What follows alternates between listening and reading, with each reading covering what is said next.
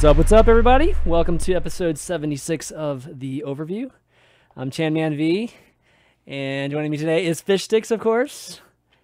You know what they say, better late than never. Never. So Lever. we spent that extra 10 minutes to try to get non-Doomfist on today's show. But of course, we still got Doomfist here. But welcome, ZP. Welcome back. It's good to be back here. Clearly, I have continued my regimen of working out pretty severely and not skipping arm day, while also at the same time trying to figure out what's going on with my webcam mid-show. So, you know, it's a little bit of both. You just like the brofist. That's really why your camera. It's a body image I'll never obtain, really. Awesome. I want to welcome back to the show our guest, Jacob Wolf from ESPN. He's a reporter there, if you guys don't know. What's up, Jacob? Hey, thanks for having me back. I'm glad to be here.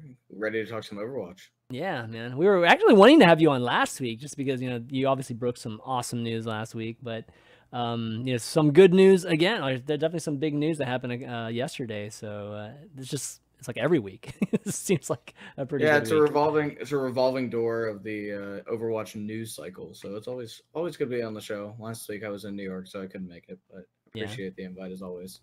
Awesome. Well, guys, I just want to mention that today's episode is sponsored by Harry's, which is harrys.com. It's a shaving website that if you're interested in checking out some of their plans there, we're going to go into it a lot more a little bit later, but it's our first sponsor, so we got to give a shout out to Harry's right off the bat.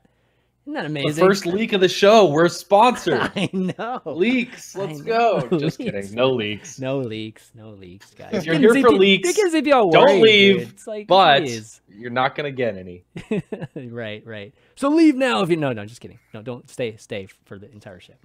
No, so we got a lot to talk about today. Obviously, the patch came out today, so, you know, everybody's getting a chance to play Mercy, D.Va. Not Junkertown yet, but everything that we've been talking about on the PTR is out live now. I've got some OWL news, of course, the big one that we're going to definitely dive into. Some other news, too, involving Team Liquid and Disney and some other good stuff, maybe even some just some initial thoughts on a 26th hero, or at least the mystery hero. That's the 26th hero. Also, we got some Overwatch Contenders Week 5. We are, you know, kind of building up to a pretty epic weekend last week, so we get a chance to talk about some of those results, and then a little bit of Apex news, something that I was reminded of because, you know, seeing an article by, you know, Mina Kimes about Geguri that I just totally forgot to talk about her like on this show. So it's definitely way overdue, but there's some timing with her team too, so it felt like it was a good time to bring that up on the show. And then we got some Q&A at the end. Got a couple guys that have questions, and if you have any questions to write to us, go ahead and email those to the overview at chanmanv.tv, and we'll take a look at them and try to get them in each and every week. But let's talk about the game. So Mercy and D.Va, all this talk that we've had the last 2 or 3 weeks now is finally out in competitive ladder. So do you guys get a chance to play it yet? Nope.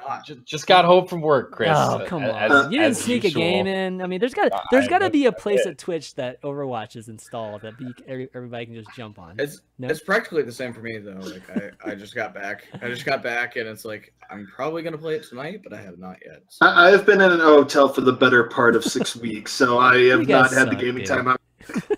I know that. One thing I will say, as I was playing some ranked games last night, I think I was playing on Dorado, and I had a Mercy on my team, and he goes, "Everyone die on the point. I have res." And then like there was like silence for like 4 seconds, and then I said, "Man, that's the last time I'm ever gonna hear that phrase. Thank God. Tomorrow, yes." And he's like, "Dude, I was thinking the same thing." I'm like, yes. Well, you'd be surprised because no more dying on the point. I have res. Well, you know, I would say you are correct, but you know, today when I did get a chance to play Mercy a few times, I was able to 3-man res in the span of 10 seconds, or somewhere close to 10 seconds. Maybe it's like 12 or 15. It felt like 10 seconds, and it felt like I was basically team resing. Not quite half, you know, a little bit over half the team, but I do have to say, I was really excited to get a chance to play Mercy because I haven't gotten a chance to really dive into it on the PTR. But it's fun, man. It's real fun. So I'm going to be enjoying that for a while. I haven't got a chance to play D.Va yet. So Looking I will forward to say that. one thing that the Mercy patch or the Mercy changes make me think will happen is add a new layer of strategy to the character, which is kind of nice. Using it almost like an empowerment, which is basically what the new ultimate is. I think that's a really cool change because you don't necessarily have to use it for res, right? Like it's an empowerment for some of your abilities, and while I think the majority of it will be used for res, just for a similar purpose that it is used now before the patch or previously before the patch, I do think it adds a little bit more strategy of how you can use Mercy as a character, which is fun. Well, it also evens out the power curve to it too, right? Where it's not putting you into more all or nothing type situations. It encourages smarter gameplay, particularly when you look at how pubs go down, right? Because you compare your pub gameplay to your competitive gameplay. In competitive gameplay, generally speaking, seeing a huge 4 or 5 man res is pretty rare. I mean, we have seen one of those in Contenders, but it doesn't really happen that often. Instead, when Mercy is right now, res is used for 1, 2 people at a time, and it's not held. But right now, for lower levels of play, people are incentivized to hold on to it for longer and try and go for like a 3-4 man res because they get more contribution. You end up with more SR, so on and so forth. So the changes being made, which make Resurrection a single target ability, actually does sort of help to even things out between the high and low end for how people play Mercy to some extent. Yeah. I definitely like the fact that it's not just going to be these giant swings. You know, like when a team actually wins the battle, they will probably win the battle, you know, and not have these moments where it's like, oh, well, the other team just literally flipped it on them, even though, you know, it was just literally from one Mercy ult. It's kind of crazy to cast it at times too, right, ZP? Will this be better just generally for casting? Well, I mean, as far as casting goes, it's not too bad to predict Mercy reses right now.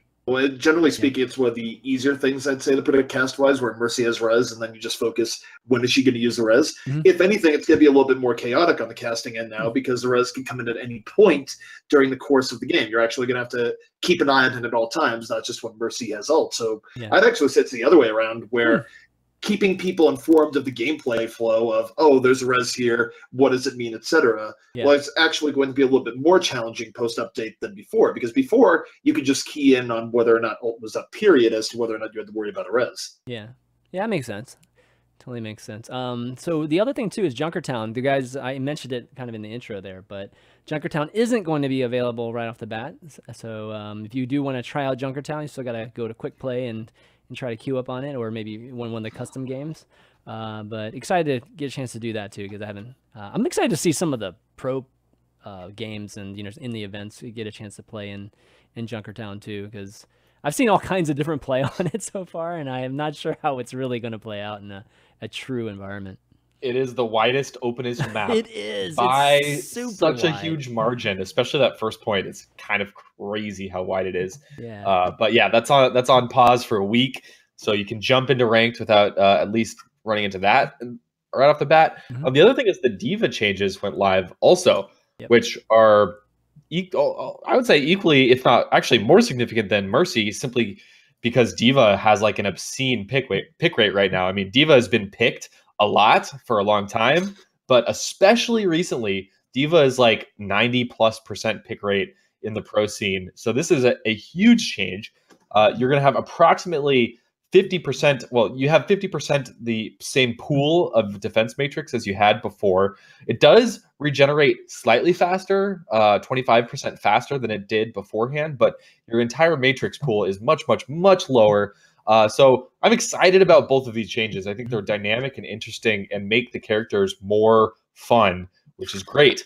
But I'm concerned that Diva was one of the only things that was holding back really good tracers, really good 76s, and also now Junkrats from being a complete menace.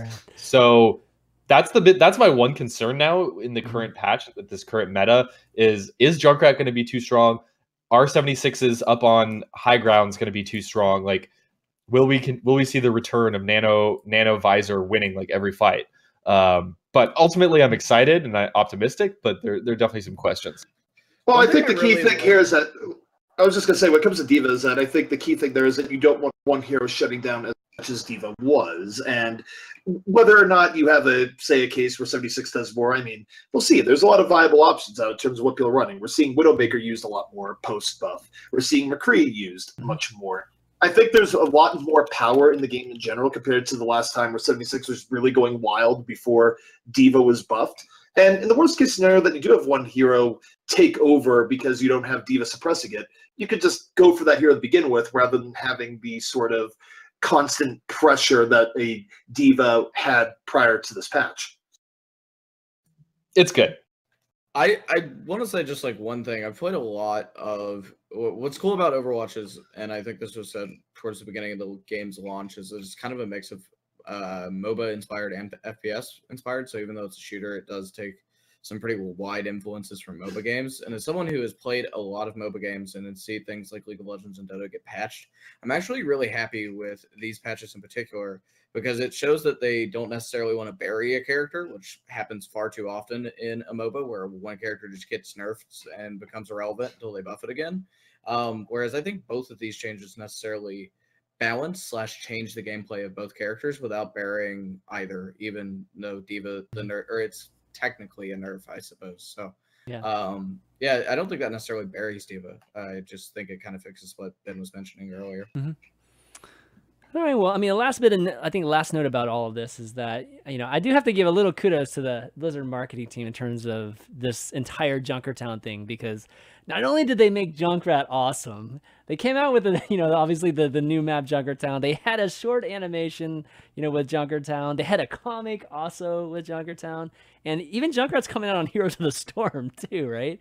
So I believe that's true. This is. That's what it was Anna coming out. Maybe there's a Junkrat here as well. Yeah, maybe I'm wrong about that, but regardless, I think they did a great job of like these putting everything together, and having this kind of marketing push in line with even the balance push. The balance. To clarify, it is Anna and Junkrat. I think Anna's the first one coming up, but Junkrat is coming. Yeah, so this is definitely the time of Junkrat, and thank goodness he's good too, because it wouldn't be quite the same if it wasn't like that. It'll be interesting to see if they keep doing something like that. They make balance changes, big balance changes around these marketing pushes. It'd be pretty interesting. Okay, well, let's move on. Also, yeah. I was gonna say, if you're patching one thing into the game, might as well patch some more. Right. They're also combining all this with a free weekend next weekend, right? I think it's this weekend. It's going to be free play. I thought it was this past weekend, wasn't it? Or was it this weekend? Is it this weekend? I think it's this weekend. It might be this weekend. I could be wrong. I don't know. Yeah, I think you're right. I think it is this weekend. And Game of the Year edition was like 50% off yesterday as well. So, oh, really? Wow, I didn't know that. It's a big push. They're definitely trying to get more people into Overwatch. I think that has a little bit to do with gameplay changes, but also obviously esports changes, which is what they want to have their player base eventually convert to. So. Right. Okay, well, why don't we talk about some player and team news here? Obviously, the big one is that Team EnVyUS, received an 8-figure investment from the Hirsch Interactive Group and is officially going to be the Dallas/Austin team, which this is something that Jacob reported a month and a half ago, I think. Now, if we're exacting, I think it was August 7th or something like that. So, I guess it's a bit more official now. And yeah, what do you guys think? I mean, we all knew this. It's just it's a little bit different when it's official, right?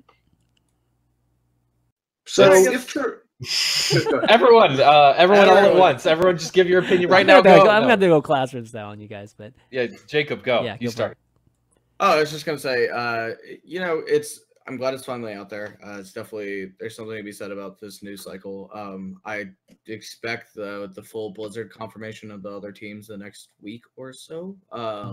So I think that will be the next part of this, because they didn't confirm the actual spot ownership. They just confirmed the investment, which obviously the spot ownership is to come. So yeah, I'm glad it's out there. I'm glad that they mentioned that it was 8 figures, because most people just say, oh, we got an investment. So it does clarify the $35 million reported figure, which I'm told is still correct as originally reported. So yeah, I'm glad it's there, and I'm happy for Team EnVyUS as a team. So I feel like no one deserves it more than them, not just for Overwatch, but for everything EnVyUS does. Like this, they have been so successful over the last couple of years in so many different esports titles. I mean, they've been Call of Duty champions, they've been Counter-Strike champions, they have best Western Overwatch team, bar none, right now. they've just been everywhere and winning up, down, center, and they create great content. They support their sponsors. So I think EnVyUS really, really, really deserves it here. Still hearing 8 figures is like crazy to hear that confirmed. Yeah. So, I mean, we are still dealing in rumors and hearsay, but if true, I mean, it is good, right? Where EnVy has been one of the household brands for Overwatch for a long time, obviously one of the most successful teams competitively, and also just would mean more teams in the league, which of course is great. Yeah, and it sounds like, you know, Hastro too, Mike was saying that he's still going to be majority owner of the team. So it's not like, you know, somebody is principal owner. There's a slight difference. So okay, like journalist. Okay, I'll break it down for us. There's a slight difference in the fact that he's going to own and operate like the team, and he's not like, he didn't get bought out completely, right? A lot of some of these other teams we've seen just wholesale. So he is still going to be very actively involved, which I don't think anyone would argue at any point. Mike is an incredibly smart guy. So. Yeah, he's a great guy too. So I'm happy to hear that. Happy for him too. Obviously a big day for him. But again, it's going to be the Dallas-Austin team. So we're going to have a team. We're going to have 2 teams in Texas, one in Houston, and then now one in this Dallas-Austin thing. I'm going to have to figure out. I still am having a hard time grasping these double city things. And I mean, you would think eventually it'd just be one city, right? So I'm not sure how that's going to work still. But I guess we'll find out in the near future.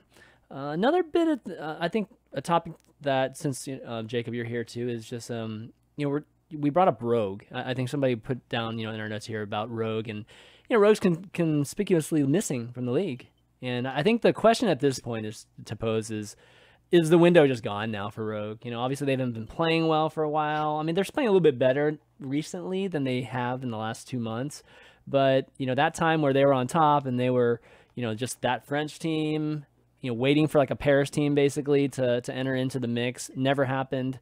Is the window gone for Rogue at this point? I think if the team, well, just to get in here, is that if you go look at their OW Contenders performance here so far, I think that unless they had something already signed with some team, you couldn't really justify it from an Al team perspective to pick up the entirety of the Rogue squad. Like, you just couldn't. Their level of play, the versatility that they've yet to show, you can't pick up that team as a full team anymore. There was a point where that would have seemed like a very good option on paper, but now I think when you look at Rogue, you'd be looking to sort of dissect the team and grab like a part or two that might fix. But I think if, you know, Rogue had the idea of staying together as a full 6, I don't think that's really going to happen now. Thing is with Rogue, when they started their organization a couple of years ago, it was basically all predicated on Overwatch. They were staff formerly of Enemy Esports, who are now defunct, and they took investors who were also talking to Enemy Esports and made their own org together. They've obviously since got investment from Steve Aoki. I don't know necessarily if it's a money thing. If I had to guess, $20 million is not very easy to come by, especially all the operating costs that they've had to pay for over the last year and a half of being in the Overwatch scene pretty much since launch. So I think, yeah, them conspicuously missing is, and I do think it's too late. I think that if Blizzard settles with these 12 teams and they don't get the 14 number that they want, which they certainly are trying, if they do just settle with these 12 teams, I think it's way too late. And I think that what happens from the Rogue organization from here, do they sell their players, sell the contract rights over, or do they turn around and just disband and go? I mean, they could wait. I mean, they could try to, you know, wait for season 2, right, and stay together during that time. I'm not sure it's the right thing to do, but that is an option. I just think it's like really kind of almost like a death note, right? Like if you aren't in Overwatch League and you are a North American team in particular, it's like you're gonna get all the good viewership for Overwatch, or when it does get good viewership, it's going to go to Overwatch League. So even though contenders may still exist, it's probably going to be mostly irrelevant. So it's not worth your time. And at that point, like, I would just expect Rogue to be in Counter-Strike and fighting games as they are, rather than holding on to an Overwatch team. They might just sell the Overwatch team. I don't know. Maybe they sell the contracts off. Yeah, it's a pretty rough proposition to say, oh, we didn't get into OW League, but stick with us.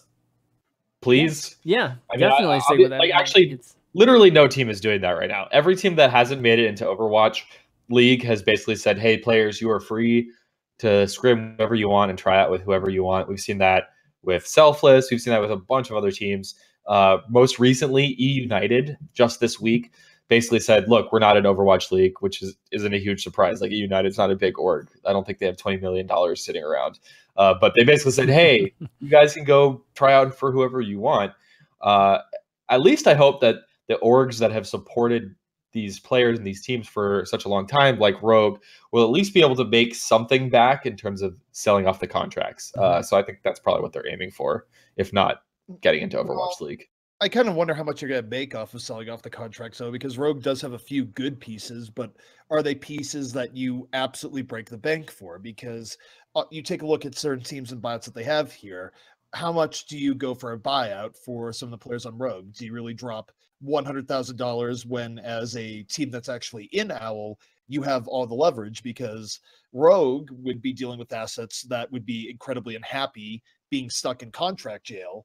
And realistically speaking, so as they're in contract jail, Rogue has to continue to pay them. So I don't know if like you could actually expect Rogue to get a huge windfall off of player contracts when offhand there's probably about 3 contracts that would be in demand, but are they in demand enough to a point of paying 6 figures for a buyout?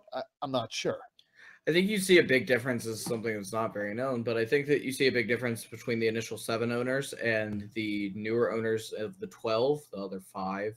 I think the other 5, because they've come more late into the game, are more willing to buy in and buy contracts out from under people, whereas the initial 7 have already started building rosters. You look at KSV, who bought Lunatic High outright. You look at the Wilpons, who are bought LW Blue outright.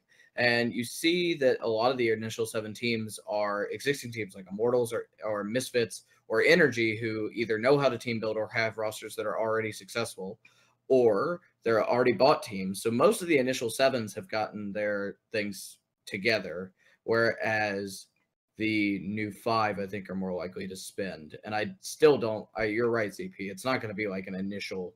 It's not going to be this great truckload for Rogue players. If they get anything, it will basically just be like, oh, we make some money back. All right. Well, hopefully Rogue, does end up working out somehow. It'd just be sad to see, Rogue just kind of dissipate into the ether, given that, Rogue was just one of those teams, team brands that really started or was really, really early on in Overwatch and had huge success.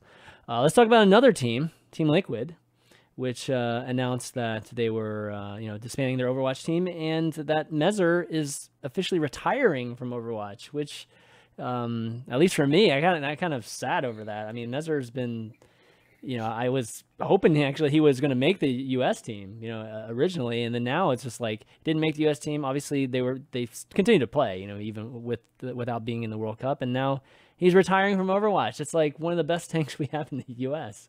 So, what are your thoughts on that, Ben? Not talking shit here or anything, but Mezzer never really stood out as like an amazing tank in the West to me. He always seemed good. So, but a lot of people who know better than I do put a lot of stock in this guy. So what I'm trying to say is people smarter than me thought he was really, really good. So it's a bit of a surprise. I mean, Overwatch is really the opportunity that pro gamers like Mezzer, who's been around in TF2 forever, this is the game we've all been wanting and waiting for years and years, if not decades. So it's a little sad to see him drop out, right before things really start getting going. But ultimately, on a personal level, I didn't think he was like the best tank in the US. So I'm not like too surprised to see this. I am sad about Team Liquid though. They're one of my favorite orgs. I was secretly hoping to see them be the San Francisco team way back when OWL was first announced, just because they have roots in San Francisco with some of their investors. But yeah, it's sad. I mean, Team Liquid is, I was talking about EnVyUS being one of the best run esports teams out there right now. I think Team Liquid is also in that conversation. So it's a little sad. Well, when you talk about Mezzer in particular, I feel like the death knell for him in this case, where tank spots are competitive and all the rest, is that getting on to Team USA, or in this case, not making Team USA this year, was certainly fairly rough. Because you look behind the scenes, I would say pretty much anyone who's involved in a high-end World Cup team got so much publicity that Yeah. they were able to get very good tryouts with OWL teams, and it was just a great opportunity to market yourself both as a player in photo ops and also with your play in game, where Team USA looked really good. So for Mezar, when he didn't get on the Team USA, and not saying he should have, by the way. Fact Fiction was playing really well, and Mezar, from what I heard, tryout-wise, didn't have quite as good of a showing, so that's why Fact Fiction was chosen. But I do think Mezar's destiny would have been a little bit different if he was on Team USA this year. I think that would have been wildly different. Also, when you take into account like Liquid being up and down and all the rest. So it's a bit of a tough break for Mezar, and I guess, I don't know all the details that went into the back of it, but if he wasn't getting immediate offers, he might have just said, all right, you know what, I'm going to hang it up and focus on other things where I don't have the stress of wondering, am I going to get a call the next day? Fair. Jake, any thoughts on it?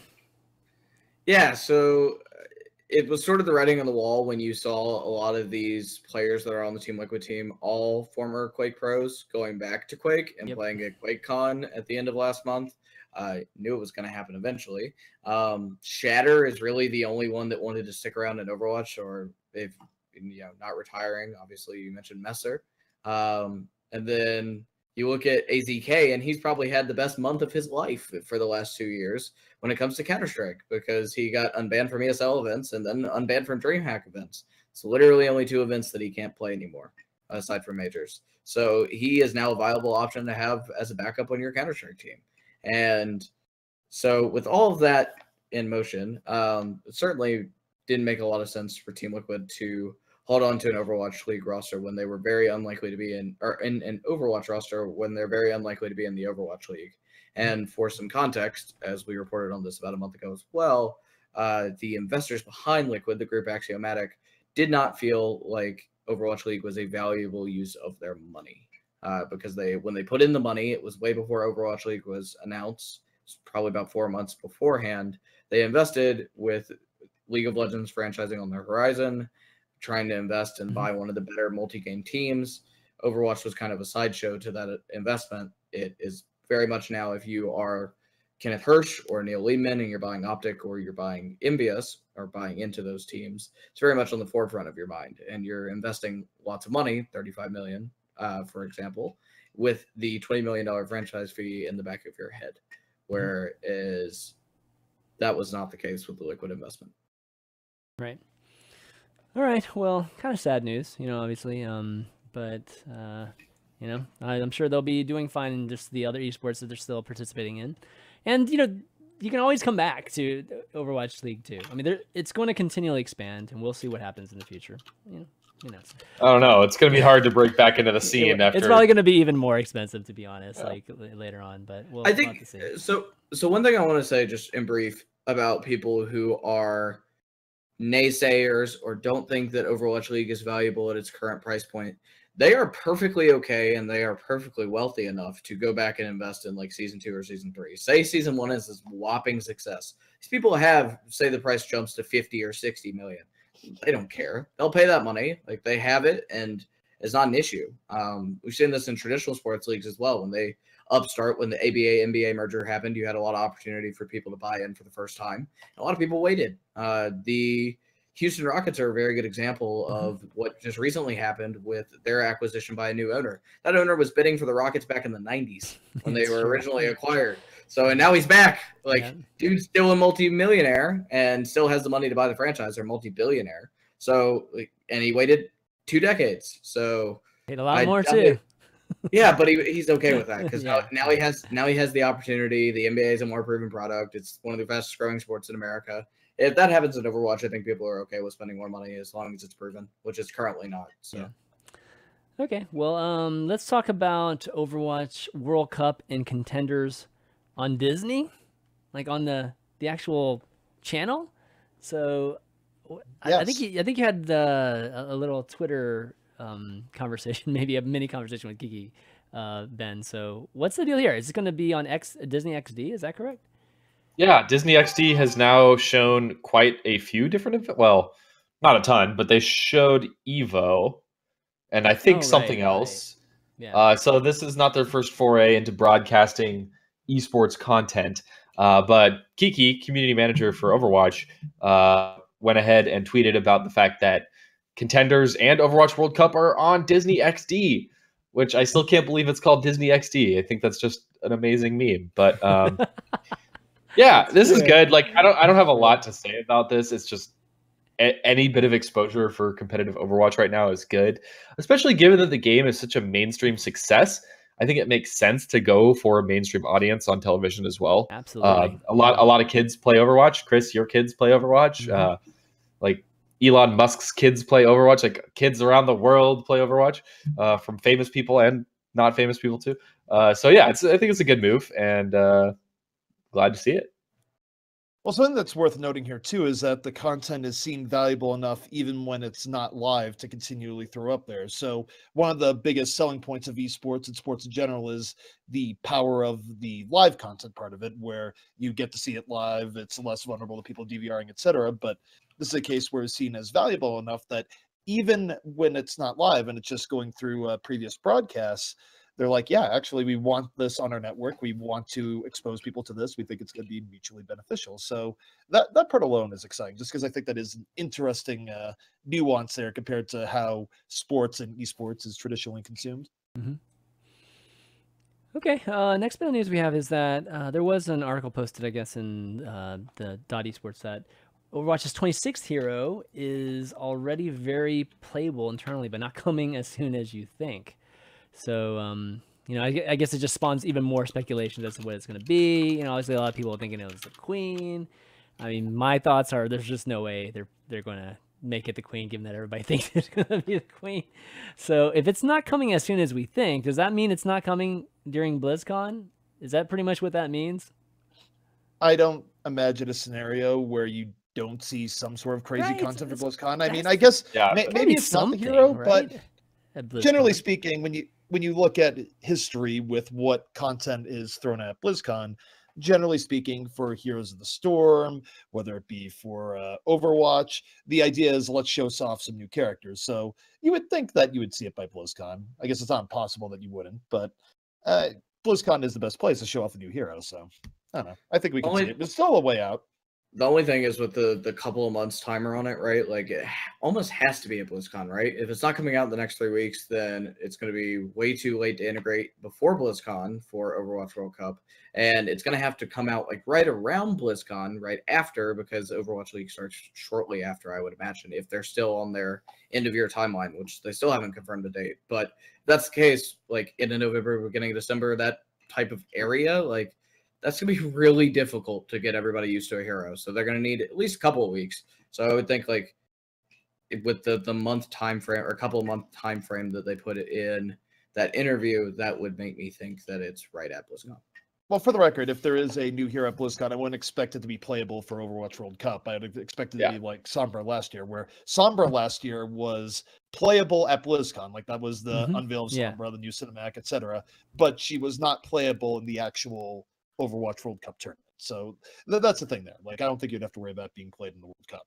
Yeah, I'm saying if they don't put it out before BlizzCon, right? Like, if you put it out before BlizzCon, it definitely should not be playable at BlizzCon because we're really only like 5 weeks away from BlizzCon. So yeah. So I mean, not coming as soon as we think. When do we think it's coming, guys? I mean, I definitely think like there's definitely some cards for Blizzard at BlizzCon. I think that they're going to hold a lot of stuff for Overwatch League and for gameplay that will probably be announced around BlizzCon. One of the great things about the Overwatch World Cup is that it's a giant marketing machine. Yeah, even though it's very good competition, it's still a really good marketing machine. So yeah, there's got to be. I am hoping that Overwatch League is not the only huge announcement at BlizzCon. So I'll definitely be hopeful. Yeah, definitely hopeful for this, 26 hero or just new content or just whatever it is, a new short animation or maybe a graphic novel. Who knows? Blizzard is an intriguing developer in the sense that they try to make things like BlizzCon extremely inclusive to both esport fan and not. So I would say for every game there will be something cool that is probably esport related as well. So yeah, totally. Okay, somebody put Jeff Kaplan. This was on Reddit today, right? Or just posted today. That's commenting on the input that he gets from pros and I guess how valuable that is.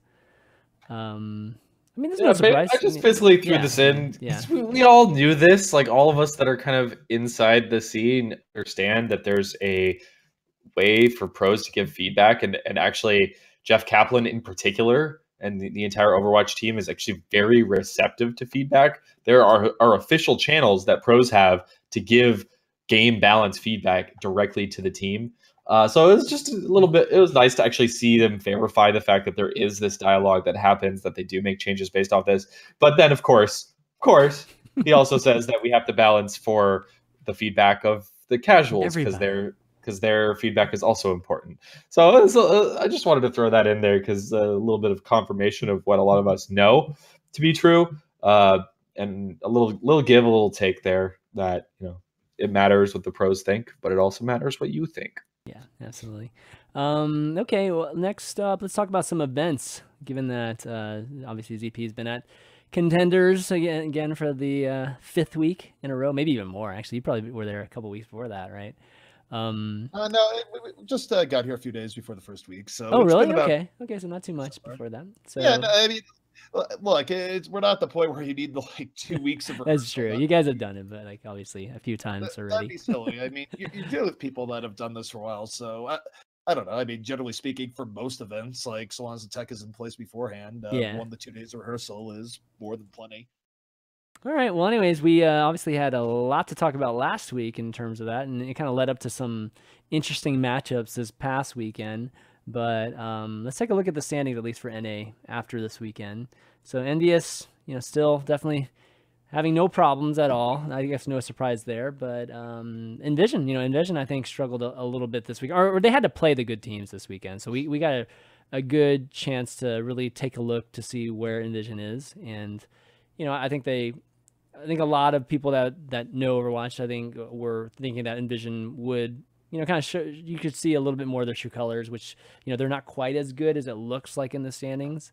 But, you know, still 4-2 there. FaZe obviously had a good weekend too. And Rogue, you know, Rogue's actually, I think, in a pretty good spot going into, is this the final week? Is week 6 the last week, or is it week 7? This is the last week. Yeah, this is the last week. This right? week is yeah. the European. Yeah.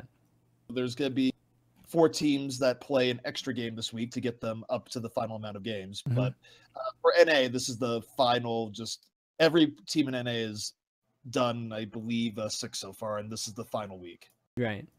Yeah. So any big things? I mean, Immortal got their first win. Obviously, there was like both sides, NA and EU. We had the bottom feeders like fighting to be not the. Well, I don't know, what do you call Mr. Irrelevant? Not Mr. Irrelevant, but just like, you know, the team that finishes last, whatever. So Mortal's able to pull that off in NA here. But any teams, you know, you really get a good sense for, you know, where they are now? Like, who's actually going to get that 4th spot in your opinion?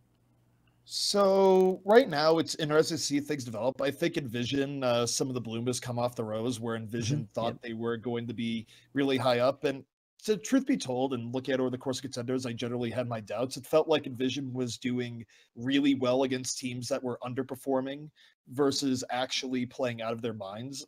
It's been interesting Contenders because you've got a lot of teams who have come out weaker than expected. I actually think, let's see if I double check the stakes to make sure I'm not mistaking anything, but I think Rogue is actually in fairly big trouble because you compare them as FNRGFE right now. Rogue would have to beat EnVyUS to get in if FNRGFE Oh, beats right. Now, that's right. So your previous point, Chris, I actually think Rogue is in very deep trouble. Yeah, I forgot they were playing EnVyUS at the end. Yeah, they would have to overperform versus an extremely strong EnVyUS team. If FNRGFE would have to lose to the worst team in North America. I don't think that's good odds for Rogue. It's a pretty interesting. I mean, basically it all comes down to this FNRGFE versus Renegades match. If for some reason FNRGFE falters, everything's on its head, and we could, like, any result is possible. But if they win that match, which everyone is going to expect them to do, it's basically you never know, man. Like, you never know. There's no, you never know. But that's the match to watch for the NA side, as far as I'm concerned. All 3 of these technically matter, or the 3 of the 4 matches this week technically matter, because obviously Rogue has to beat Envy to qualify, as ZP mentioned, and then FNRG should beat Renegades. But the other game, FaZe and EnVyUS, I think, is important just based off seeding. So playoff seeding, which is a good thing. But the last game doesn't matter at all. There is one funny scenario here, whereas that envision because they did publicly come out with some pretty strong words like, yeah, we're going to the playoffs, etc. There is a scenario where they don't make playoffs here, because if Rogue beats EnVyUS, that's right. and if NRGFE beats Renegades, Envision could crazy? actually be out after a very strong start. So that's unlikely to happen, but let's just say they've gotten closer to the execution than they would like. Yeah. Let's see. The other thing I think is worth noting here too for FNRGFE versus Renegades is that it's a very big mismatch in terms of tank lines, where you're putting Primo Delce and Mangachu, if he's on the Diva, which he has been oftentimes. You're running that as your tank front line versus Muma and Coolmat. That is such a horrific mismatch that going into that, you'd have to expect Renegades to just get utterly bullied out in terms of space on that alone before you even get into the DPS element of it, where Buds has actually been somewhat resurgent on the Junkrat. Yeah, that's true.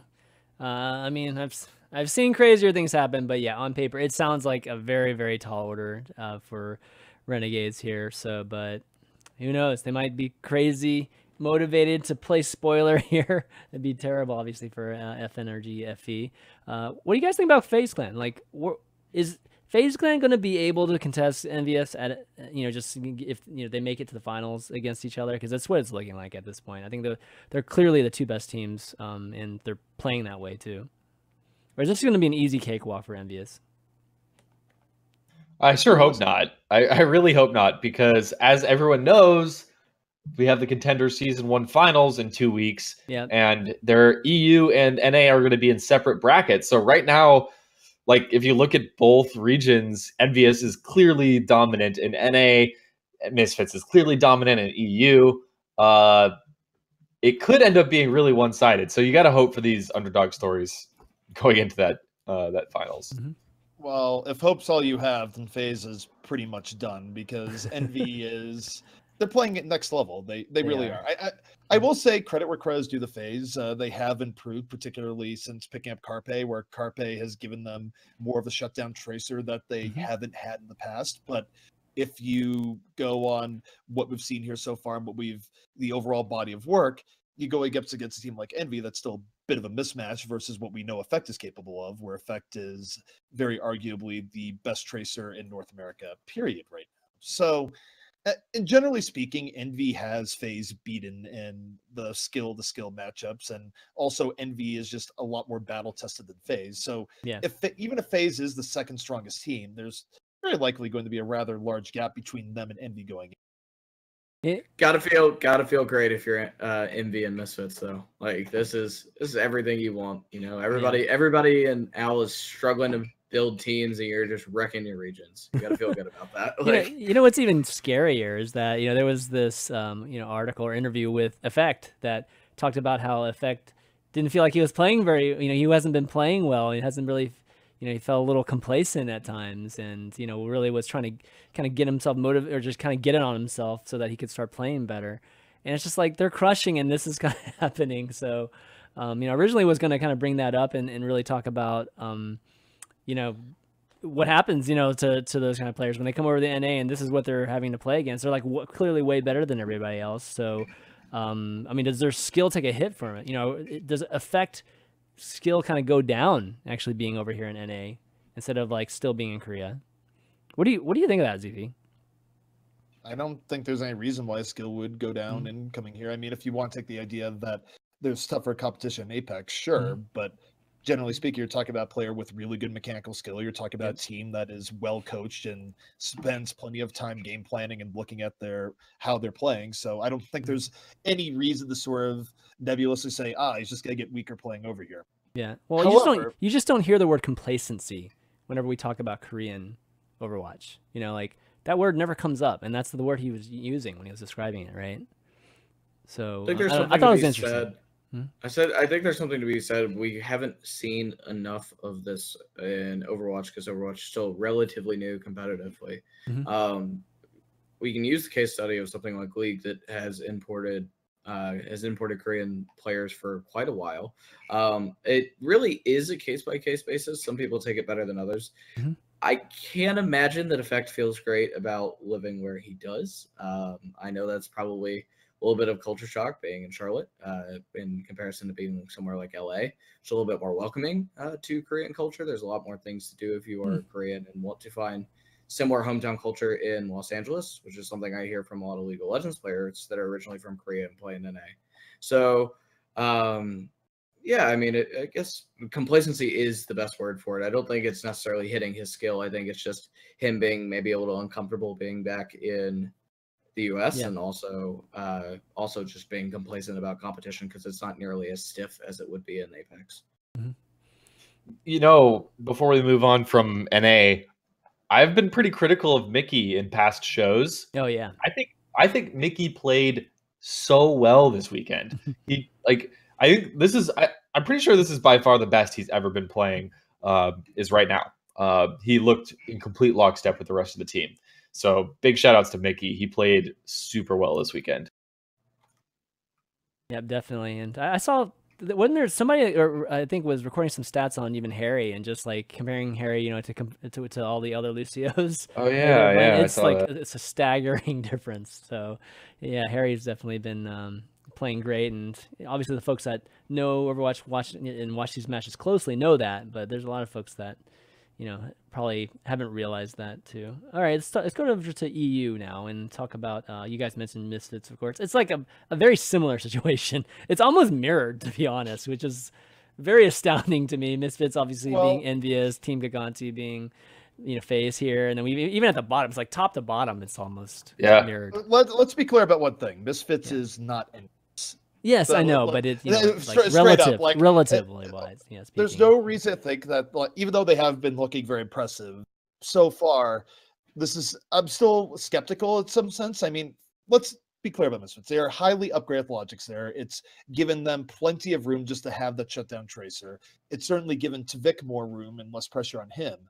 But if you think back to Contenders Season 0, Misfits also had a very impressive regular season there and just completely shut down for the playoffs. So even though Misfits is looking to be the clear favorite here, it still feels like there's more upset potential from teams like Giganti that are playing really, really well right now. And also just, you know, wild cards and 123 C9 Gamers Origin, where if you remember, Gamers Origin, even though they didn't beat Misfits, they took them to the limit and came very close to reverse sweeping them just a few weeks ago. So I think that Misfits looks a little bit more intimidating on paper than they actually are. So I think the idea of an upset in EU is far more likely. Now, heading into the other interesting thing is that as you head into the Super Week here is that there's a whole lot at stake between 123 and Gamers Origin that really, that's a storyline. Cloud9, all they have to do this year, their spawn playoffs is beat Bazooka Puppies. Well, that shouldn't be too difficult. Bazooka Puppies had a very rough season. 123 versus Gamers Origin. 123 has to beat C9, and then they still need, depending on how tiebreakers go, they still might need to outright beat Gamers Origin as well. Whereas Gamers Origin, they have an if the, let's see, bring this up in full so I don't misspeak. 1 second. They're facing E United. They're gonna, they're facing, they have E United and they have 123. So if they beat United, which is more likely than not, given that E feels a little bit spirit broken right now, the idea that they could beat 123, knock 123 out of the playoffs and get in isn't really far fetched at all. That's definitely very true. Let me see. Actually, bring up the schedule here real quick, just so we can take a look too. You mentioned E United being spirit broken. That's probably the best way to describe it, because they really, at least the team, thought like they were going to be in Overwatch League all the way till the very end. Now they're not. So, yeah, you know, you got to feel pretty bad if you're those players, and they are now being made it very clear, I think, in the E United announcement, they're now being sold off in terms of contracts. So, definitely, I don't think they're necessarily thinking about contenders. I think I think it's been a while since they haven't been. I think well, yeah.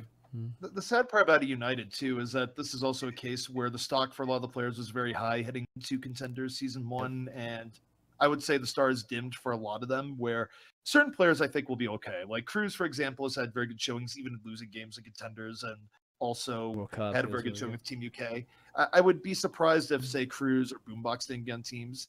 Valtaya is an interesting case because he was a very Yeah. shutdown tracer in season 0 and had a good track record up until the season. But now we're in an era where there's a lot of really good tracers out there, and Voltalia has had a rougher season. So if you think about his odds of getting on an Owl team, it's actually perhaps longer than he would like here. And I don't know. I think it'll be interesting to see where this United squad goes in terms of what members get on teams or not. Small point. I think it's actually really bad if you're a European who is not already on an OWL team, because it's going to be miserable trying to get your visa done in time at this point. Oh, like, we're like 2 months out, and like the thing is a lot of these Overwatch League teams have zero experience in doing it in like an LCS, because a lot of them are so new, right? Whereas your EnVyUS, your Cloud9s, your Immortals, your Energy, they have all done it before with previous players, so they understand. They'll pay the extra fees for expediting. But trying to get a visa in like a 2.5 month turnaround window, right, is kind of hard if you've never done it before. So if you're not already on a team and you're a European player, you got to feel really bad about things. You got to if you're like someone on the United, you're going to have to figure out your contract almost like next week. And that is not good. And I'm sure that feels really bad. So, I mean, one thing that is worth noting is that we do have situations like Sinatra's where, there is the potential that he might not be able to play at the start of the season because of age stuff, depending on when the season could start. So, if it's on the earlier end, we'll have to see. But so, I mean, there's still the idea that you could sign some of these players and then wait for their visa, depending on when things start. So that is also another option. It would still mean that there's scenarios where maybe they don't get to play at the start. Yeah. I didn't even think about the visas. Like, hopefully, you would think that visas are a big thing that Blizzard will help with, in terms of the teams. I don't think the teams are just going to be on their own just to figure all this out too. They will, but it actually is very dependent on the game. That's something that a lot of people don't know about visas, P1A athletic visas, which is what most of your esports players in the US have, at least the ones that travel here legally. League of Legends, Counter-Strike, Dota usually are the ones that have the precedent and have done the work in front of like the State Department to get those approved. Whereas you see like Smash, a lot of the European players that come over here are not here legally. And that is not good for Overwatch, because Overwatch doesn't necessarily have a history of importing people and getting P1A athletic visas. So you add that Blizzard is relatively new to this because they've never done this with a game before. You add that they have new ownership that has not done it before either, and a lot of their owners. And then also that we're getting really, really late into that window, because it takes a little bit. It takes probably, depends. I've seen them flipped in like 2.5 weeks with your Riot and you're pushing the State Department with all your might. Yeah. But it's a little different when you're a new esport. And I'm really concerned about some of these people getting visas in times for like a December or a January Overwatch League launch, which is not good. And also just the fact that people are unexperienced as well. Right. All right. Well, last week, of course, of Overwatch Contenders. So definitely tune in, see who those top 4 teams are going to be, and then get ready for some playoffs. If you want to go to watch the playoffs, it's too late because all the tickets are sold. I don't know. Maybe you can still get in. Maybe somebody's selling their tickets, or I don't know. Are there scalpers outside of these venues right now, like there are at other events? That would be the day. That would be the day we make it as an esport. When people are scalping esports tickets. Yes, that will be the day we make it. But yeah, anyways, Overwatch Contenders, definitely check it out for this final week. But now, I think it's time to, again, reiterate that this episode is sponsored by Harry's, harrys.com. And if you guys are looking for, or just annoyed, just sort of about your current shaving situation, with whether it's your razor or whatever, or you feel like you're overpaying for your razor blades right now, go and check out Harry's. They actually have a free trial offer right now where they send you this pack. Actually, I have this pack right here that actually has a razor in it. It's got, it's got the full out razor with the handle, as well as some shaving cream and a razor cover too. And, I think all you have to do is pay for shipping, wherever you are located, and they'll send you all this. And so you get a chance to try out the razor for free. And then, from there you can decide, whether you want to, buy some more razors. And the razors are actually much cheaper than the razors that you would go and buy at your local store. And not only that, it comes to your doorstep too. So, I mean, what better way, right? Like all of us, like I hate going to the store and buying like razors and stuff. And you know, that's the thing about these razors too. Like I have to say that, at least personal experience, that electric razors just never get a good shave. I don't know about you guys. You guys all use electric shavers or no? Nope. Nope. Yeah, you all. Well, I use it. I use it for beard trimming, but I use a razor. So like Exactly. Yeah, the razor's always going to get a better shave. So, you know. Man, I will say you've left out the important part here, which is that you would be an absolute Viking if you didn't shave every other day with a high quality razor. I don't know if I'd be Viking, but I would definitely have the Fu Manchu going. That's for sure. You know, like it could be. It might be a good look for you in your old age. You Chris. think so? It wouldn't be white though. It'd still be Are you saying Chris is old? No. As he ages, maybe he should. I mean, esports years, I'm freaking ancient, dude. I'm like totally ancient, right? But definitely go and check that. Check out harrys.com, and if you go to harrys.com/overview right now, you know, they'll obviously know you guys are coming from us, and it'll definitely help us out too. So yeah, if you're looking for a free razor, go there and check it out, and thank them too if you have any way of, you know, saying thanks for sponsoring the show, because it's, again, our first sponsor, and it's very, very appreciated. Okay, let's see.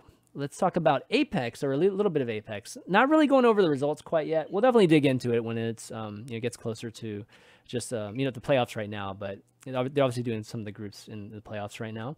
But there was something that I felt like I was remiss for not talking about at all this season, which was Geguri, who was the first female, or if folks that might have been following Overwatch for a long time, Geguri was the Zarya player that made a lot of news a long time ago about, you know, a lot of people accusing her of hacking, and, you know, she even went, I think it was the OGN studios, right? And she had to like prove that she, you know, is the high level player she is. So she actually played like on like a televised broadcast where, you know, they had obviously her screen and, you know, people watching her and stuff too.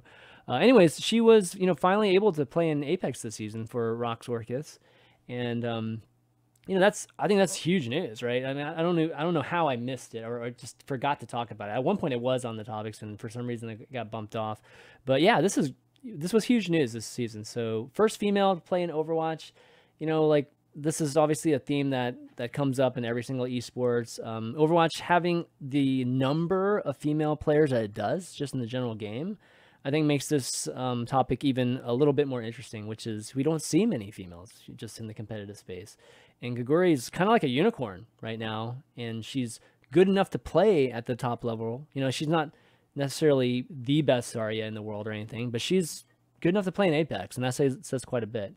So want to get your thoughts on, you know, just Geguri and just, you know, what you guys think, and are you rooting for her, all that good stuff. So Ben, you want to start us off?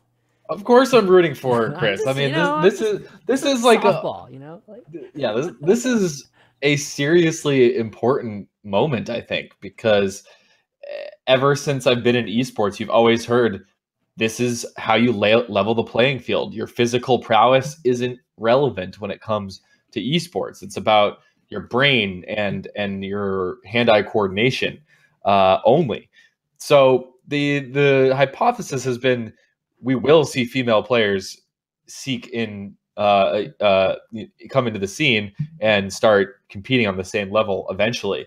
The obvious like counterpoints for that are just mainly cultural. It's not as acceptable for females even today to be obsessed with video games. I mean, it's a really, really common thing for young males, and it's becoming more and more common for women as well. But it isn't on the same level in terms of cultural acceptance. I'm not sure how it is out in Korea, but I would assume it's got to be pretty similar. So I think this is a really, really cool tidbit to share, and I can't wait to see Geguri doing more in the scene, because this is just awesome, and hopefully inspiring for a lot of would-be professional players out there.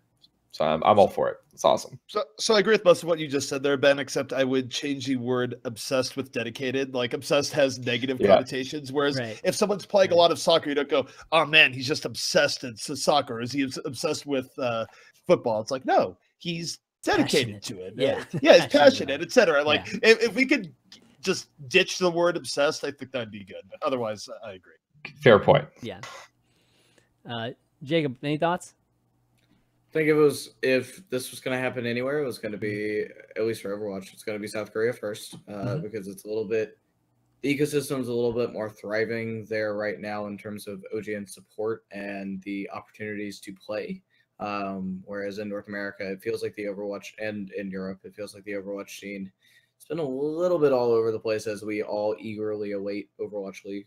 I think Contenders has helped a little bit, but Apex has obviously been established for longer. So yeah, I mean, Geguri, as you mentioned, she was accused of cheating several months ago, and her being in Apex can only be a good thing. Yeah. Yeah. By the way, that's still like the best story ever. It really is. Accused of cheating, proved the haters wrong. The haters quit the internet. Yeah, and never came back. That's right. Well, for the record, by the way, for whatever reason, in early Overwatch, it wasn't even just Geguri too. This is sort of hilarious to go back and look at, but there was a point where Reddit, well, that was one of the things where the main Reddit, which normally doesn't upvote anything related to comp, like upvoted these threads early on really heavily, accusing Surefour and Taimu, now both land-tested veterans, very clearly not cheating, and frankly, very clearly not cheating back then if you were paying any attention whatsoever. There was just this weird thing where I think you had a lot of people early on in Overwatch that weren't FPS gamers, seeing how good someone could actually be in an FPS game, and the most logical thing for them was to accuse cheats rather than praising skill, which was kind of annoying. But I'm glad we're past that era where you don't actually get cheat accusations that much anymore. Yeah, and on top of that, she was female too, so those accusations were probably even more brutal than there was like your average. There was one point in time where there was like this allegation of cheat/script group on Skype, which I actually did some digging on like a while ago, and it turned out to pretty much be bullocks. So yeah, I'm glad we're over that too, ZP. Yeah, definitely. Yeah, I'm not going to say who, but there were certain pros that were on that bandwagon too. Oh man, ZP. Oh, of course there were. ZP knows who. Well, we're not going to bring up all those. I'm not going to call them out by name. But yeah, but one thing to mention too, just given that in this Apex news. Well, first off, Jacob's colleague, Mina, wrote an awesome piece like this last week. So definitely check out her piece on Geguri if you get a chance. If you don't know the entire story, she does a great job of kind of going through it. She even got an interview with Geguri, so really put a lot of work into that article. But her team, Rox Orcus, terminated contracts, for all the players. So now Geguri's back, in the open market again. So hoping she'll make it into Overwatch League. If it's not season 1, hopefully at least some point in season 2, because it would be great. I think it'd be like phenomenal for Overwatch to have that happen. Don't just have her on there because she's a female. I mean, obviously for merit reasons. And I mean, if Zarya becomes or it makes it into the meta or is like super prominent again in the meta, and you have some roster space for a specialist, Geguri could absolutely be considered. If there are enough teams, obviously. Got to see more Korean teams come into Overwatch League first, which KSV will certainly be a demo test for many of those. We talked about this briefly on my pod earlier today, but there's not a lot of benefit if you're a Korean organization like in a KT Rolster and SK Telecom to be in the Overwatch League, as it markets mainly to a Western audience. Okay. So because you can't buy an SKT service in the US, you can't buy a KT Rolster service in the US, right? Yeah. So this is certainly and you also have to rebrand, right? Which is part of the reason why a lot of Korean teams just weren't interested in fighting in Overwatch at all. There's no reason for them to rebrand. So, I think we're going to have to see more Overwatch teams, more Korean Overwatch teams happen, and not just Western teams importing Korean players, which I definitely expect to happen by the launch of the league. But if we see more teams come in season 2, season 3, then I think that she will eventually be on one of those. So yeah, that would be awesome. If she continues to play at a high level, which is very dependent on what happens to the Korean Overwatch ecosystem after the launch of Valve. Yeah, she's still really young too, so there is a little bit of a culture thing, being that she's a female, she's young, and like living in a house of guys, that's not quite the same, in terms of talking about whether that's okay or not. One thing I'd like to touch on that chat kind of brought up here, and this is sort of a segue, but it's sort of this commonly held belief that I disagree with, and who knows, some teams might go on this idea. I think when you have a limited amount of roster spots and otherwise to build your team. I don't agree with the idea of, oh, sign a player that might not be all that good or might not be a starter, but brings publicity to your team. I think that the best way of bringing publicity to your team is winning and doing well. And if you're signing a player just for a publicity spot and they're not going to do well for your team, which isn't the case for Geguri, by the way. I'm just saying in general, this idea that, oh, it doesn't matter how good the person is. Right. Yeah. It's just, I think the teams that will get the most popularity will be the teams that do well. The teams that do well will be the teams that have the foremost focus on winning and not looking for ways of minorly boosting their popularity by getting fan favorite X, Y, or Z. If it's a fan favorite that can play really well, absolutely, that's a double benefit. But gameplay has to come first. Yeah, I mean, Seagull is the easy case of someone who can do both, right? Seagull is like probably the biggest Western publicity time bomb in terms of signing him to your Overwatch League team, but he's also a phenomenal player. So he's definitely the one that I think a lot of people will fight over if they have not already. So, well, you guys bring, I think, ZP, you bring up a good topic here, which is, this is something that traditional sport, like basketball and football and baseball, they don't have to deal with this. Like they don't, roster spots are not given to anybody that's just, a streamer, somebody that's like from a marketing standpoint. You've never seen anybody, get a spot like that. Maybe the closest thing was like a Dennis Rodman, and Dennis Rodman was, obviously one of the best rebound machines of all time. Yes, he's one of the best defensive players of all time too. So, but what I'm saying is, like, from the standpoint of publicity and that aspect of the sport, maybe the closest thing was him. Everything else is all based on how good you are at that sport. Now, when we talk about esports, it's different, right? Like when we talk about rosters on teams, I mean, granted that the rosters on teams for Overwatch League is going to be different than what we've seen, historically with like just esport teams in the past, because rosters, like being part of a team could mean just, being like an employee of the team, that sort of thing. So my question to you guys is that how Overwatch League is going to function? Like, are the rosters going to be more like sports rosters where everybody has to be a great Overwatch player? Or is it going to be more like what we've seen in traditional esports, where it's like, yeah, if this guy's a marketing machine, yeah, we have him on the team too. He's part of the stream team, and things like that. I think you'll see a little bit of both. I'm firmly of the belief that the best marketing tool is to win games and be a great player. And in the long run, the idea that if you get someone that is a big personality, but they're not able to back it up with equally big gameplay, your team's going to get more negative PR for trying to play that and having a really bad losing record versus trying to put together a really good team. I don't think there's a lot of scenarios where you have a team that's doing negative, like in some cases, potentially seriously negative, and it's somehow counterbalanced because you have a popular player on it. I don't see that being the case. I think in the long run, you want to get the absolute best squad possible and woo people with great gameplay, because to your comparison to traditional sports, it's the greatest players that get the greatest amount of fans, not someone who's just more marketable than not. Yeah, I certainly wouldn't expect many team general managers. There's the term I was looking for.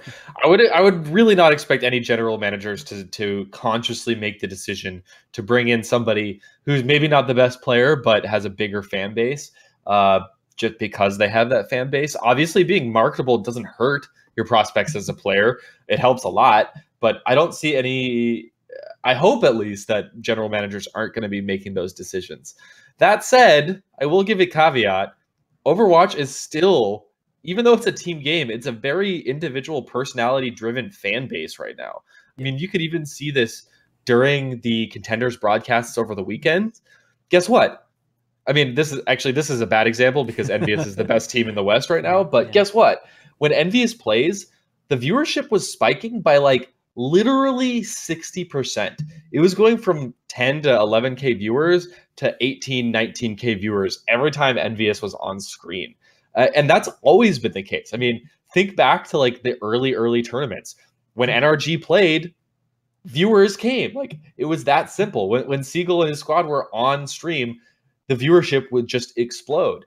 So this is still a very highly personality dependent fan base right now. I don't think much more so personality based at all. I think Kaimu, are you kidding me? Well, No, I don't think that's it's a a tough personal example. typo. I think it's that's a tough because example. Envy plays really well. If you want to watch really good Overwatch right now in Contenders, you watch a game from EnVyUS because they're playing out of their minds. There's not like a thing where it's like, oh, they think they're really popular. Like, no, Envy's the best example of this team's playing freaking amazing. That's why I want to watch and support them.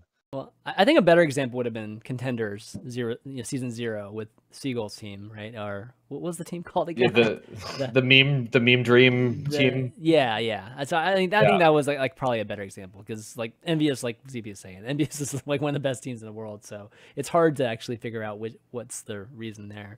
But yeah, so I'll be interested to see. I'll be interested to see if they just even have like stream teams too. Like they just have their whole marketing department that has. I'm sure they will. I mean, they should. Okay, cool. I think we gotta get to brand launches first. Yeah, you gotta remember, exactly right. All of these are gonna be new. All 12. Oh man, who do you think is gonna have the best mascot out of all the teams?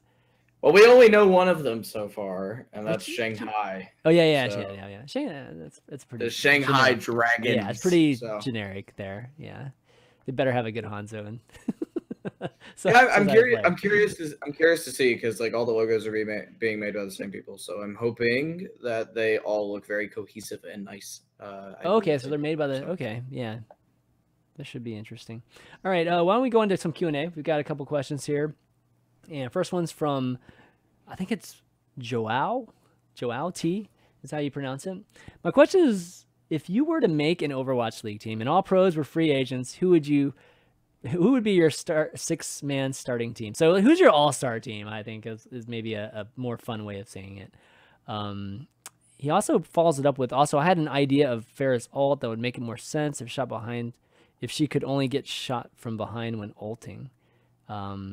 Okay, I think it's something different. Anyways, like, why don't we ask the first question? Yeah, let's just do the first question, which was, who's your all-star team? Who's your all-star 6 team right now? If we were to have to choose right now, and I don't know, maybe we will have some all-star games during Overwatch League too. This question is so hard for so many reasons. First of all, it's a team game, and team play matters a lot more than individual skills. So, A, that makes it difficult. B, teams are only apparently teams can only be successful for a certain amount of times. Like there's so much fluctuation that we've seen. You know how also, okay, assuming that these people play as a team great. And so you're looking at more of them as individuals, right? Just assume if you put all 6 of these guys, they'd be an awesome team if they just have all the intangibles of being a great team. Which 6 people would these be? Like based on just individual skill. I feel like everyone has Ryu Jae-hong on their team. I feel like that's the easiest pick. Yeah. Like who doesn't have Jae-hong? Or Toby. Like you probably have Toby on it as well. Yeah. But I mean, the thing is, in general, it's pretty difficult to. In most of the spots, you can make caveats of like, well, what about this? What about this? Like just outright picking 6 and be like, these are the 6 best players is not entirely easy to do, I would say. Yeah, I mean, it's very difficult. Building a team is definitely pretty tough too. So there's a lot of factors that go into picking players for it. But Jacob, you want to give it a try, or are you gonna wuss out like all of us are right now? My crazy thing is if you want to run double DPS, you build a team around Birdring and Flower, which would be really fun. Which means you would probably have to keep your team all Korean, just to make language barriers not a thing. And as ZPN and Ben mentioned, Toby and Ryujong are the easy choices. They fit in on that team. I don't know necessarily who I'd pick for tank, but I definitely would if they were eligible, because they're not yet, or rather Flower is not yet. So if he was eligible immediately, I would definitely build a team around Birdring and Flower. I think that would be my start of what would be a Overwatch League roster. Unfortunately, I don't think we'll see them on the same team, but that would be fun. Okay, we've got another question here from Myth, who has been asking. Actually, I think he submitted one the previous week, but we had too many questions. So It's about coaching. So his first question is about coaching and coaching in Overwatch. I've noticed that there is a lack of focus on helping new upcoming coaches improve their skills in coaching. I'm currently a volunteer coach for the Overwatch University League, and I'm currently coaching a mid-plat team. I've been trying and wanting to get better to be able to coach diamond ranked and higher players, but I lack resources that are out there to be able to improve. Let's see. I was wondering what you guys thought just about, just I guess having some of these resources, and improving some of these more mid-level coaches. I don't know. Can you guys think of? I mean, right now, Myth, it's hard to even get coaches for every single team. Even these pro teams, I would say. So I don't think there are any resources right now. Like, I don't know. Well, you guys know of any that are just like out there for this particular purpose? And in fairness, I think Myth answers his own question here. That he mentions one of the only ways to have a good YouTube channel that puts out tutorials. Mm-hmm. Yes, create content. People aren't going to be able to evaluate you as a coach unless you're giving them an ability to evaluate your decision making, what you value, how you break down plays. In the end, the most common answer to how to get involved in not just Overwatch esports, but esports in general is make content. Make stuff that shows what you can do. If all you're trying to do is do stuff behind the scenes and get involved, I mean, maybe that's worked for some people, but it's nowhere near as reliable as trying to showcase overwhelming talent if you do have it. And the way you do that is you put out content on formats like YouTube or streaming or otherwise that show that you have a great understanding of the game. So don't look at this as like, oh, do I have to have a YouTube channel? Like, no, that should be something you absolutely are taking right now as a requirement, because that's a very key resource in getting your name out there to people and going, I know what I'm talking about. Yeah. I think it's also, I think it's three things. So I think content is part of that. I think connecting behind the scenes is the other part of that. And then coaching your way up is probably the three things that if I were in his position, I would focus on. Being connected to, that's the biggest thing. Being connected. Yeah, like connect, no question. The biggest like connecting in. There's a bunch of Overwatch Discords that exist. Find your way into those, and even if you're not like a high status member, just start meeting some of the people there that linger, pro players, etc. And then also, I think coaching your way up and as he is, so starting with lower teams and building up your expertise, like as you kind of rank up, is a good thing. Mm-hmm. And yeah, like content is kind of like the marketing part of that. It's like building a portfolio. And unless you're like mega connected, you're probably not getting job recommendations to some of the larger teams anyway. Yeah. So, and to this point here too, is that as we go into season 1 of OWL, the reality is that there will be a bunch of unproven coaches coaching teams. And I think it's safe to say that a fairly significant portion of those coaches will be exposed. They'll flame out. Who are these teams going to look for to step up and get involved and be the next generation of coaches?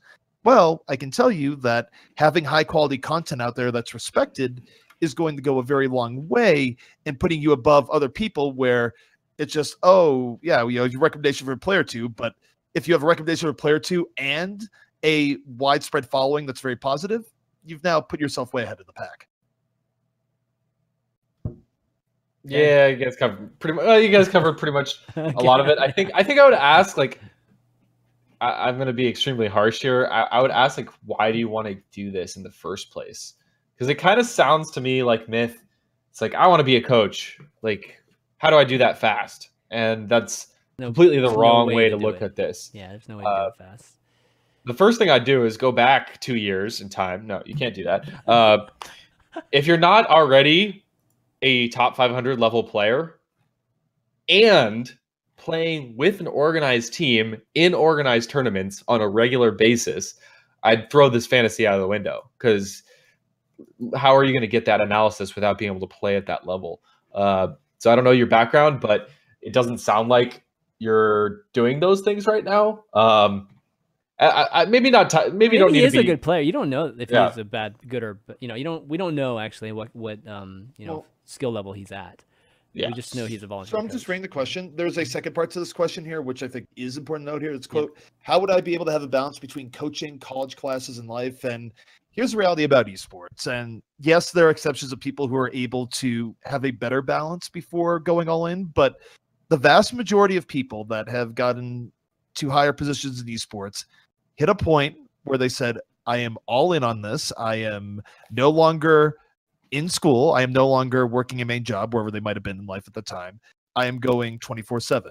You are trying to enter one of the most competitive spaces in esports right now in regards to getting jobs and otherwise. Yep. The idea that you can do this without going full-time, not going to say it's impossible, but the reality is that you're going to be going up against a lot of people that are full-time and are fully invested. So let's just say you'd have to be the best coach in Overwatch to be able to part-time coach. You know what I mean? Like, and people still want you. That's not realistic. So ZP's absolutely right there. I mean, look, we had Flame on last week, right? He was committing, going full time. That's exactly what he did, last week. So I feel the need to jump in really quick though.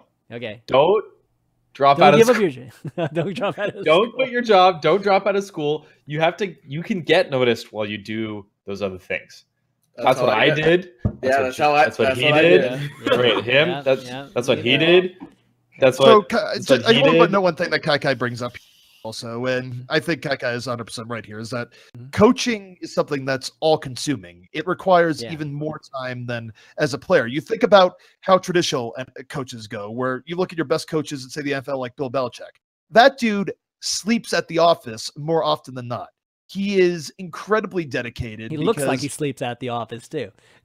Yeah, well, the hoodie is very comfortable. Yeah. So, end of the day, I mean, for coaching, you think about what's involved. Not only do you have to maintain an eager eye over everything your team does in terms of scrim hours, personal prep, etc.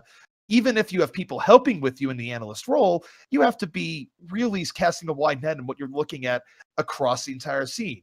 Trends, what other teams are doing, what other teams have been doing in scrims. Like, to have all of this rotating around your mind, and you have to manage it in a way that you're effectively leading your team. So, realistically speaking, there's not really hours in the day to be a good part-time coach. Yeah. Should have had Kai on here to ask this question. Actually, I think that would have been awesome. Moral of the story though is like find a way to contribute and contribute as hard as you can, and you will get noticed. It may be a year from now, it may be 2 years from now, but write articles, make videos, help out your, if you know how to code, like help somebody with a website. Do these types of things and you'll eventually get noticed. I mean, what you're doing already in our Overwatch University League, that's awesome, man. Like we always talk about the pro scene, but there's this great potential for semi-pro, and all these like leagues that are casual leagues and things like that. And totally, there's a lot of room for coaches like that. Hell, I coach my son's basketball team, and stuff like that. That's, gives me a lot of enjoyment too. So you don't have to ascend to levels of the pro like Kai, being a pro coach, or a coach for a pro team. You can still get a lot of make a name for yourself, get a lot of just enjoyment and fulfillment, and just being coaching these Overwatch University type of leagues too. So anyways, just something to think about. It's cool to have people like you in the community that are doing these type of things too. And don't want to like totally squash your dreams, but at the same time, definitely want to give you a little bit of reality too, so you know what you're getting into. But okay, guys, I think that's it. Let's wrap it up. It's been a great episode, and want to thank Jacob for coming on, just returning to the show as a guest. But any shout outs you want to do before you take off, bud? Shout out to ESPN for allowing me to do my job. It's been pretty great covering Overwatch the last few months. It's been super fun, and shout outs to the R competitive Overwatch subreddit for keeping me on my toes and constantly having discussion. They are right now my favorite subreddit on the Reddit website, whereas the League of Legends subreddit is still very hostile. So I like going into the competitive Overwatch subreddit and having intelligence discussions about this game. So yeah, keep up the good work, man. You're like the guy that keeps coming out with like all the. Yeah, by the way, we never even talked about the fact that Jacob Wolf is not only an ESPN journalist covering Overwatch, but has broke the story for like 6 of the teams in the last like month. So keep it up, man. Yeah, absolutely. Thank you. ZP? The Doomfist? Do some shout outs? Doomfist. Shout outs as usual. Follow me at TepoZP. Definitely check out Contenders this weekend. The EU Super Week starts on Friday on a more EU friendly time, but looking to finish out the regular season strong, and then we'll see what teams end up making their way to LA later this month. Yeah, awesome. Or I guess it's early next month, but yeah, close enough. Yeah, keep up the good work too there. Fishstix, how about, or Ben? What I call you Fishstix out of nowhere, like. But any got any shout outs you want to do? You can call me Fishstix, Chris. I feel weird calling. I don't know, man. Dude, there's all these things that I wanted to probe Jacob on more, but we didn't even have time. So maybe for next time. Leaks, the leaks. Probe me away. Everybody say, "Oh, probe me away." Wow. Oh. Okay. Yeah. Contenders is wrapping up. Tune into that. Apex is wrapping up. Tune into that. Overwatch League is starting starting pretty soon. I mean, we're still like another month and a half from BlizzCon, but BlizzCon should be good times. Yeah, that's pretty much it. All right. Let's hope Al doesn't get pushed back anymore. It's supposed to be Q3 of 2017 a year ago. So let's hope that it actually starts on time. Maybe earlier. Maybe earlier, really. Okay. Sounds like I don't know. Sounds like things are on at least closer to schedule at this point. And when they start telling us things, you know it's good, right? Or at least things are starting to move along well. But anyways, thanks everybody for watching. Just our I don't know. We might actually be starting to do this regularly at this time. But thanks for staying up. If you guys did stay up to watch the show. You can find the overview on obviously YouTube. The VODs are going to be on YouTube. All the audio channels, so iTunes, Google Podcasts, SoundCloud.com/ChanManV, whichever way you want to listen to it, you can listen to it. And if you enjoy the show, go and leave us a good 5-star review on iTunes. It really helps out when people are looking up Overwatch podcasts. And again, I want to thank Harry's for sponsoring this episode. They are awesome, and we'll always remember our first. So go to harrys.com/overview, and if you're looking for some razors, need some razors because your neck beard is just growing crazy, go and buy them there because definitely going to help us out. But other than that, guys, that's going to be it for the overview tonight. So for Jacob Wolf, ZP, Fishstix, and myself, ChanManV, we'll see you next week.